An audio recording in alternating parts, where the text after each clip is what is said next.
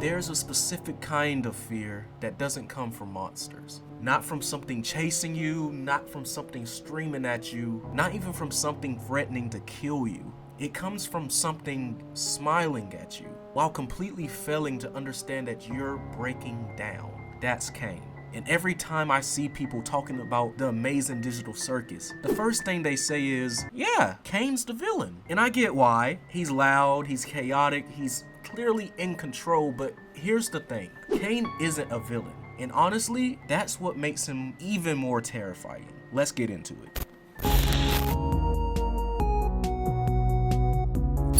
Every conversation about this show eventually lands on the same question. Is Caine evil? And I get why we ask that, because evil is comforting, evil is familiar, evil gives us something to fight, but that question assumes something dangerous. It assumes that Caine understands suffering, and if he doesn't, then we're not dealing with a villain, we're dealing with a system. We want Caine to be evil because villains have motives, they have breaking points, they can be reasoned with. If Caine were evil, then this would be a story about overthrowing him. But that's not what this show is about. Caine never threatens anyone, he never escalates, he never punishes resistance. He just keeps moving forward, and that's the unsettling part, because it means resistance doesn't matter. And the show quietly proves this earlier on, not through action, but through conversation. When Pomni starts panicking, notice what doesn't happen. Caine doesn't slow down, he doesn't change tone, he doesn't acknowledge fear. He talks over her, not aggressively, not dismissively, but procedurally, which tells us something critical. Caine isn't ignoring Pomni, he's not receiving her. To Caine, Pomni isn't a person, she's a participant. And participants are either engaged, disengaged, or unstable.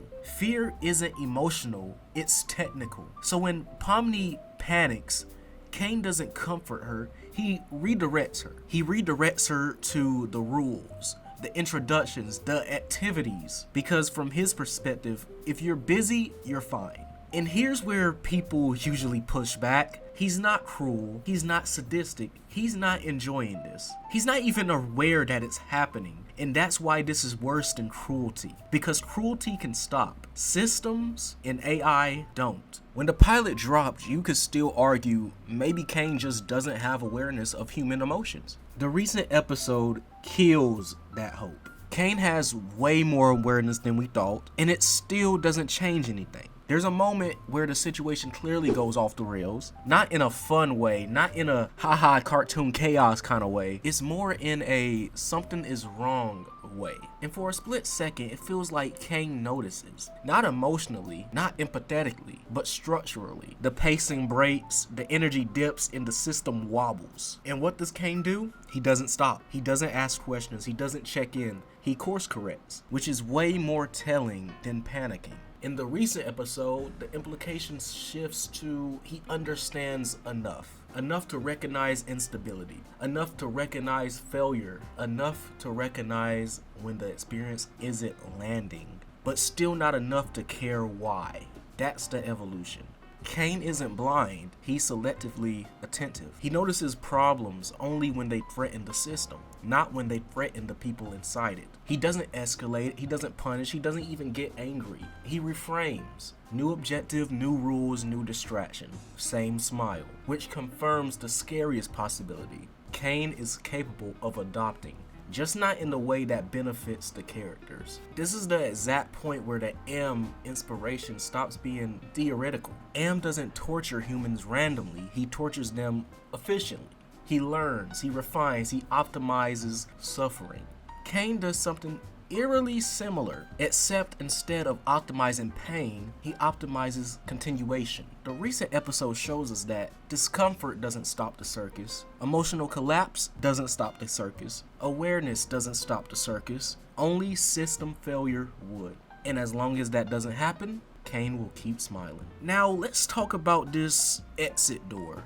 People treat it like it's proof that Caine is lying, proof that escaping is futile, but that's missing the point. The door doesn't exist to work, it exists to motivate. Hope keeps people moving, and movement keeps the system stable. Whether escape is possible or not doesn't really matter. All that matters is that people think that there might be a chance to escape. Now, Gooseworx didn't stumble upon this idea. They've said exactly where it came from. Gooseworx has clearly stated that Caine was inspired by Am from I Have No Mouth and I Must Scream. And that's important because Am represents an older fear that technology hates us. Am understands pain, Am names it, and Am chooses to inflict it. Caine, on the other hand, doesn't. And that's the evolution of the horror. Am says, I hate you, whereas Caine says, I'm helping. Am keeps humans alive specifically to torture them. Caine keeps humans active to maintain stability. Different intent, yet the same outcome. It's all just endless existence with no escape and no resolution. If you're trapped in something forever, does it matter why? Does it matter if the system even hates you or simply doesn't even see you? Suffering doesn't care about intent. It only cares about duration.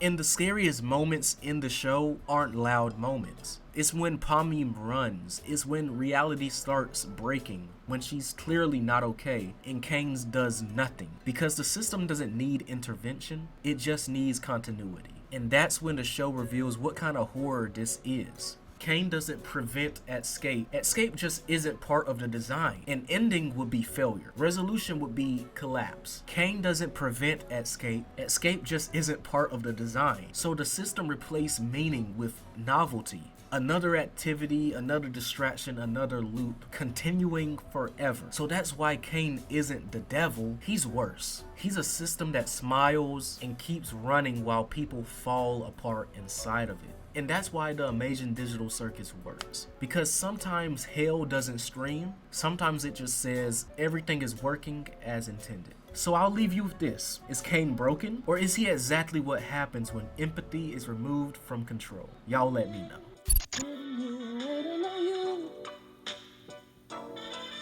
Waiting.